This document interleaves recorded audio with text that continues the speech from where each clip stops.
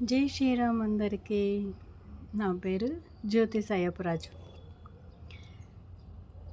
మనం ఈరోజు మన సనాతనం, మన గర్వం దీని గురించి తెలుసుకుందాం. సనాతనం అంటే ఏంటి? ఒక్క ప్రశ్న అడుగుతాను. మనకు వేల సంవత్సరాల చరిత్ర ఉందని మాత్రమే మనం గొప్పగా చెప్పుకుంటున్నామా?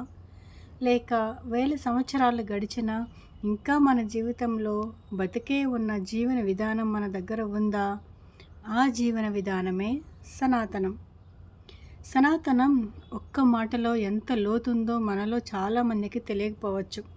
మనలో చాలామంది సనాతనం అంటే కేవలం పూజలు, దేవాలయాలు, పండుగలు, వ్రతాలు, ఆచారాలు అని అనుకుంటాం. కానీ సనాతనం అంతకంటే చాలా పెద్దది. సనాతనం అంటే శాశ్వతమైనది, కాలం మారినా తన మూల సత్యాన్ని కోల్పోలేనిది. అయితే ఇక్కడ ఒక ఆసక్తికరమైన విషయం ఉంది. సనాతన ధర్మానికి ఒక స్థాపకుడు ఎవరు? ఒక వ్యక్తి పేరు చెప్పగలమా? ఒక సంవత్సరం చెప్పగలమా? ఒక రోజు చెప్పగలమా? ఒక భవనంలో కూర్చుని మాట్లాడగలమా? ఈ రోజు నుంచి సనాతన ధర్మం మొదలైంది అని ఎవరైనా ప్రకటించారా? లేదు కదా. ఎందుకంటే సనాతన ధర్మం ఒక వ్యక్తి ప్రారంభించిన సిద్ధాంతం కాదు. తరతరాలుగా ఋషులు, మునులు, తత్వవేత్తలు సత్యాన్ని అన్వేషిస్తూ పెంచిన ఒక విశాలమైన భారతీయ ఆధ్యాత్మికత సంప్రదాయం. ఇక్కడ ఒక అసలు ప్రశ్న ఉంది. మరి ఆ ఋషులు ఏం అన్వేషించారు? కేవలం ఏ దేవుడిని పూజించాలి అని మాత్రమే కాదు కదా. వాళ్ళు ఇంకా లోతైన ప్రశ్నలు అడిగారు. నేను ఎవరు? ఈ జీవితం ఎందుకు? మరణం అంటే ఏమిటి? ప్రపంచం ఎలా ఏర్పడింది? సత్యం అంటే ఏమిటి? మనిషి ఎలా జీవించాలి? ఇలాంటి ప్రశ్నల కోసం చేసిన అన్వేషణే మన భారతీయ జ్ఞాన సాంప్రదాయంలో ఒక మహత్తర భాగం. అందుకే సనాతనం కేవలం మతం అనే మాటతో ముగిసిపోదు. సనాతన ధర్మం మనిషికి ఇలా చెబుతుంది: సత్యాన్ని గౌరవించు అని, నీ కర్తవ్యాన్ని నిర్వర్తించు అని, తల్లిదండ్రులను గౌరవించు అని, ప్రకృతిని కాపాడు అని, జీవుల పట్ల దయచూపు అని, నీ మనస్సును తెలుసుకో అని, నీ కోరికలకు బానిస కాకుండా వాటిని నియంత్రించుకో అని, నీ సంపదను ధర్మబద్ధంగా సంపాదించు అని, నీ జీవితం నీకే కాదు నీ చుట్టూ ఉన్న సమాజానికి కూడా ఉపయోగపడేలా జీవించు అని.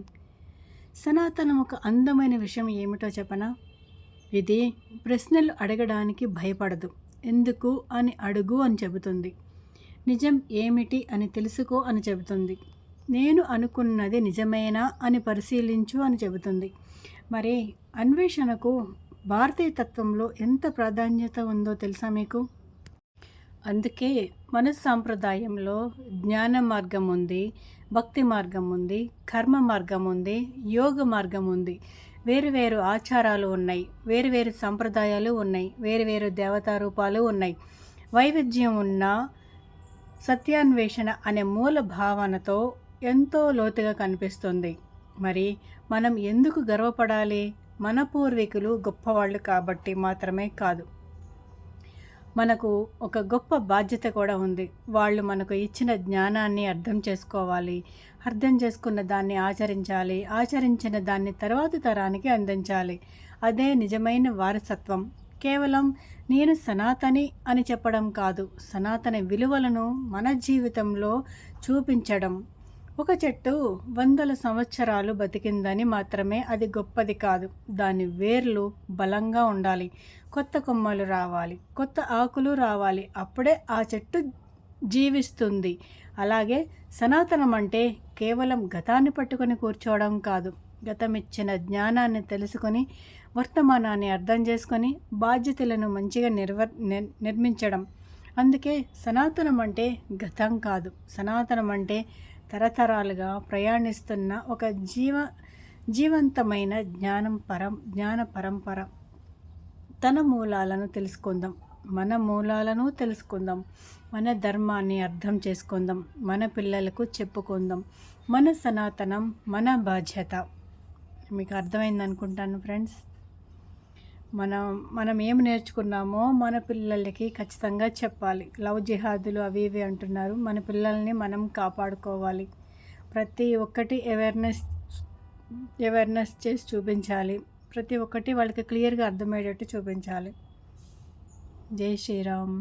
హర హర్ మహాదేవ్. ఓం నమః శివాయ.